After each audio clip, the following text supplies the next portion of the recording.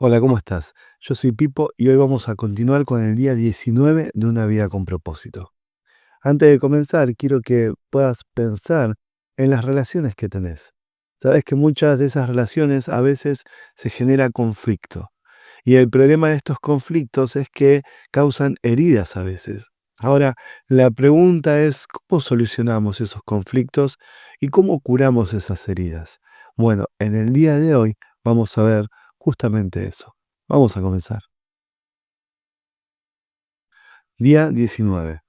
Cultiva la vida en comunidad. Podrán desarrollar una comunidad saludable y robusta que viva bien con Dios y disfrutar los resultados únicamente si se esfuerzan por llevarse bien unos con otros, tratándose entre sí con dignidad y honra. Santiago 3:18. Todos seguirán firmes en lo que los apóstoles les enseñaban y compartían lo que tenían, y oraban y se reunían para partir el pan. Hechos 2:42. La vida en comunidad requiere compromiso. Solo el Espíritu Santo puede crear la comunión verdadera entre los creyentes, pero la cultiva con las elecciones que hagamos y los compromisos que asumamos. Pablo señala esta doble responsabilidad. Esfuérzate por mantener la unidad del Espíritu mediante el vínculo de la paz. Para producir una comunidad cristiana que perpetúa el amor, se necesita tanto el poder de Dios como nuestro esfuerzo. Por desgracia, muchas personas se crían en familias con relaciones malsanas y, por lo tanto, carecen de las habilidades relacionales necesarias para la comunión verdadera. Debemos enseñarles cómo llevarse bien y entablar relaciones con otros miembros de la familia de Dios. Afortunadamente, el Nuevo Testamento rebosa de instrucciones acerca de cómo vivir juntos. Pablo afirmó: escribo estas instrucciones para que sepas cómo hay que portarse en la casa de Dios, que es la iglesia del Dios viviente. Si estás harto de la comunión falsa y deseas cultivar una comunión verdadera y desarrollar una comunidad fraternal en tu grupo pequeño, en tu clase de la escuela dominical o la iglesia, necesitas tomar algunas decisiones difíciles y arriesgarte. Cultivar la vida en comunidad requiere sinceridad. Debes estar lo suficiente interesado para decir la verdad fraternalmente, incluso cuando prefieras pasar por alto un problema o no tratar un asunto espinoso. Si bien es mucho más fácil permanecer en silencio cuando las personas a nuestro alrededor tienen un patrón de pecado que les duele o lastima a otros, no es lo que el afecto nos manda hacer. La mayoría de las personas no tienen a nadie que las ame lo suficiente como para decirles la verdad, aunque duela, por lo cual persisten en sus conductas autodestructivas. Por lo general, sabemos lo que es necesario decirle a esa persona, pero nuestros temores nos impiden abrir la boca. Muchas relaciones han sido perjudicadas por el temor, ya que nadie tuvo el valor de hablar en el grupo mientras la vida de uno de sus miembros se desmoronaba. La palabra de Dios nos ordena vivir, hablando la verdad con amor, porque no podemos formar una comunidad sin franqueza. Salomón dijo: una respuesta sincera es el signo de una verdadera amistad. A veces esto implica preocuparnos lo suficiente por quien peca o está siendo tentado como para enfrentarlo afablemente. Pablo dijo: hermanos, si ven que alguien ha caído en algún pecado, ustedes que son espirituales deben ayudarlo a corregirse, pero háganlo amablemente y que cada cual tenga mucho cuidado, no suceda que él también sea puesto a prueba. Muchas congregaciones y grupos pequeños son superficiales porque le temen el conflicto. Siempre que surja un asunto que pueda provocar tensión o incomodidad, inmediatamente se pasa por alto para preservar un falso sentido de paz. Alguien sugiere: no complicar las cosas y apaciguar los ánimos. Pero el asunto nunca se resuelve y todos se resignan. Todos saben cuál es el problema, pero nadie lo expresa francamente. Esto produce un ambiente vaciado en el que hay secretos y se multiplican los chismes. La solución de Pablo era directa. No más mentiras, no más falsas impresiones. Díganle a su prójimo la verdad. En el cuerpo de Cristo todos estamos conectados entre sí a fin de cuentas. Cuando les mienten a otros, se mienten a ustedes mismos. La comunión verdadera depende de la franqueza, ya se trate de un matrimonio, una amistad o tu iglesia. Aún más en una relación, el túnel de los conflictos puede ser la puerta a la intimidad. Hasta que no nos importe lo suficiente como para enfrentar y solucionar los obstáculos subyacentes, nunca podremos tener una relación más estrecha. Cuando un conflicto es bien manejado y se encaran y solucionan las diferencias, se estrechan las relaciones. La Biblia dice, a fin de cuentas, más se aprecia al que reprende que al que adula. La franqueza no debe ser una licencia para decir lo que a uno se le antoja, donde quiera y cuando quiera. Eso es impertinencia. La Escritura afirma que para todo hay un cuándo y un cómo. Las palabras irreflexivas dejan cicatrices profundas. Dios nos manda a hablarnos unos a otros en la iglesia como miembros afables de una familia. No reprendas con dureza al anciano, sino aconséjalo como si fuera tu padre. Trata a los jóvenes como a hermanos, a las ancianas como a madres y a los jóvenes como hermanos. Es triste, pero la falta de sinceridad ha destruido miles de relaciones. Pablo tuvo que reprender a la iglesia en Corinto por su pasivo código de silencio, que permitía la inmoralidad dentro de su comunidad. Como no había nadie con suficiente valor para enfrentarla, les dijo, no miren para otro lado con la esperanza de que el problema desaparecerá. Sáquenlo a la luz y trátenlo. Mejor es un poco de devastación y vergüenza que la maldición. Ustedes creen que se trata de algo sin importancia, pero por el contrario, no deberían actuar como si todo estuviera bien cuando uno de sus compañeros cristianos es inmoral o calumniador, es arrogante con Dios o grosero con sus amigos, se emborracha o es avaro y estafador. No toleren esta situación, ni consideren aceptable ese comportamiento. No soy responsable de lo que hagan los de afuera, pero ¿acaso no tenemos responsabilidad hacia los de adentro, los que forman nuestra comunidad de creyentes?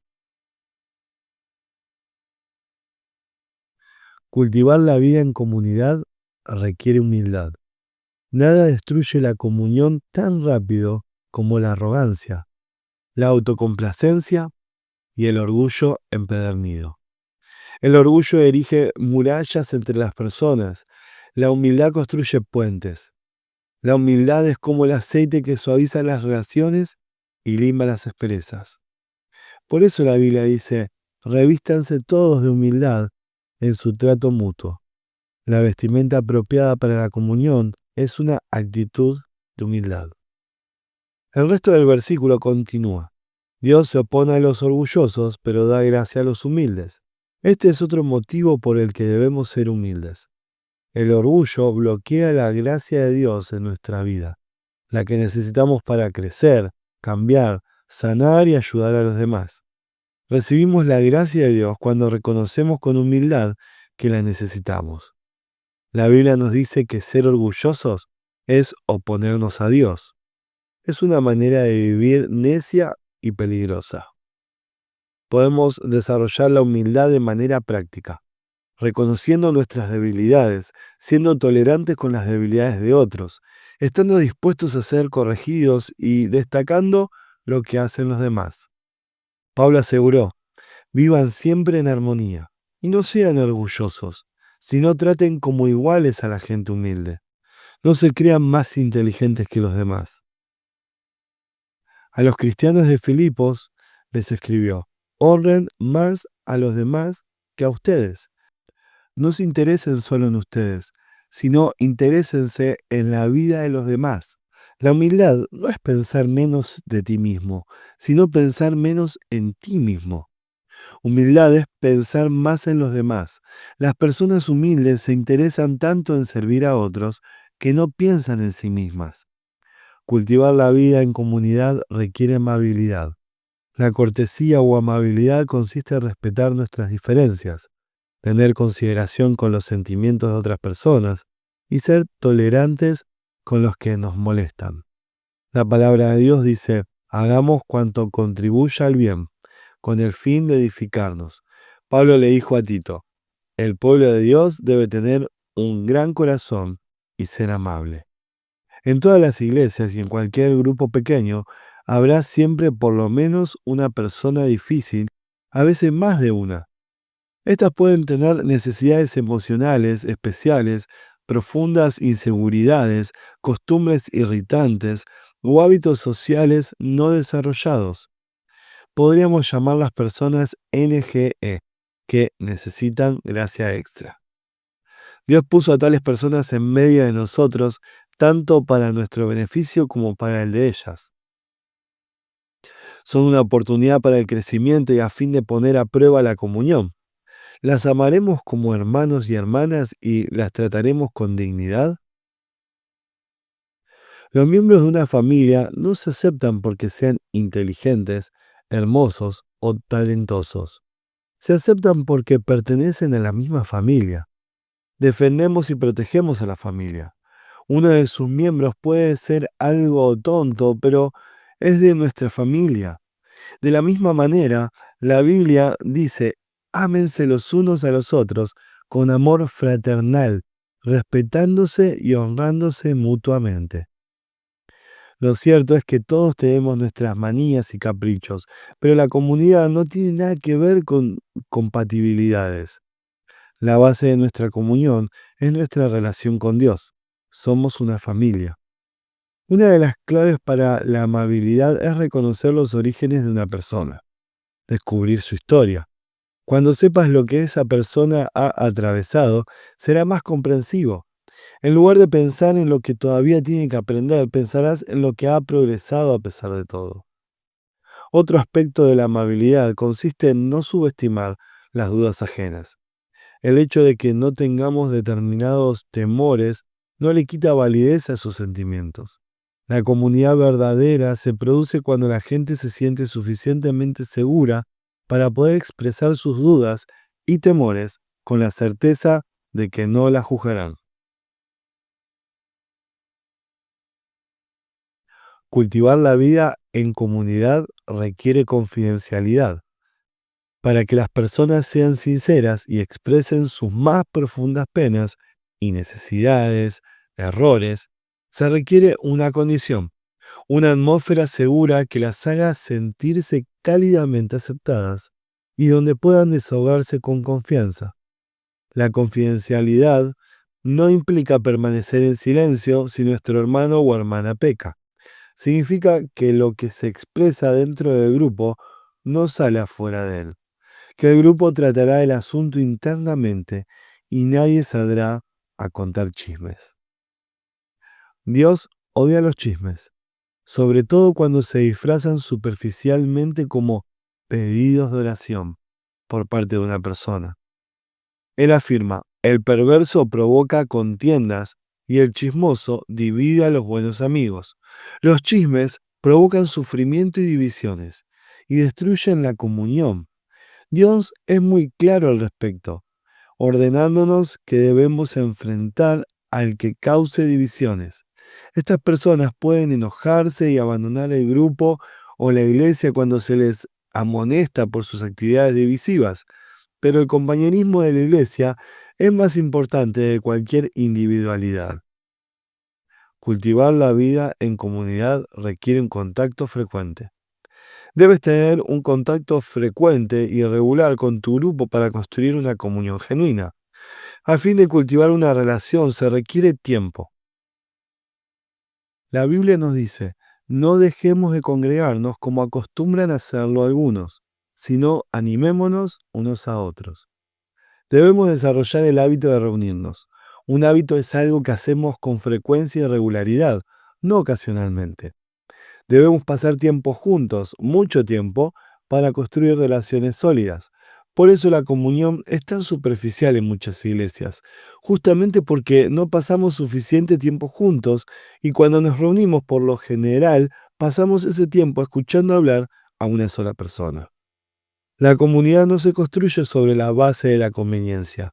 Nos reuniremos cuando nos parezca, sino que se apoya en la convicción de que la comunidad es necesaria para la salud espiritual. Si deseas cultivar una comunión verdadera, eso implicará reunirte incluso cuando no tengas ganas, porque estás convencido de que es importante. Los primeros cristianos se reunían todos los días, no dejaban de reunirse en el templo ni un solo día. De casa en casa partían el pan y compartían la comida con alegría y generosidad. Para tener comunión debes invertir tiempo. Si eres miembro de un pequeño grupo o clase, te animo a que hagas un pacto en el grupo que incluya las 9 características de la comunión bíblica.